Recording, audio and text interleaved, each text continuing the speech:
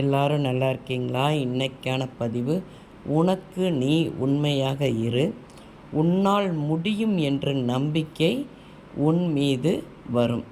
கண்டிப்பாங்க, நமக்கு நாம் உண்மையாக இருந்தாலே நம்ம மேலே அதிகமான ஒரு தன்னம்பிக்கை ஏற்படும். தன்னம்பிக்கை ஏற்படும் போது என்ன ஆகுனா, நம்மளே உணர்வோம். அதை நம்ம ஒரு உயர்ந்த இடத்தை, நமக்கு உயர்வந்த இடத்தை அடைய முடியும். பார்த்துக்கோங்க, வாழ்க்கையில் வெற்றிகளை குவிக்க முடியும். அதாவது அப்துல் கலாம் ஐயாவுடைய பொன்மொழி ஒன்று சொல்கிறேன், பார்த்துக்கோங்க.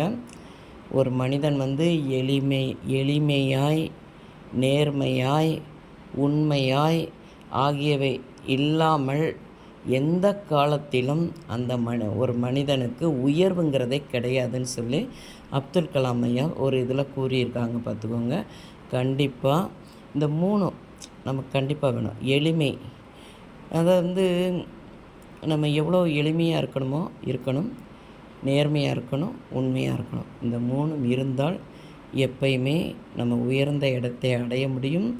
நம்ம நினைக்கிற வெற்றிகளை குவிக்க முடியும். நமக்குள்ள இந்த மூணும் இருந்தாலே போதும்.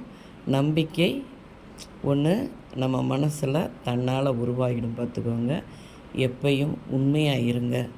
உண்மை மட்டும்தான் நிரந்தரமானது. உண்மைக்கு அழிவுங்கிறதே கிடையாது. இந்த பதிவு உங்களுக்கு பிடிச்சிருந்தால் பார்வதி வீட்டு சமையலுக்கு ஆதரவு கொடுங்க. ஓம் சாய்ராம்.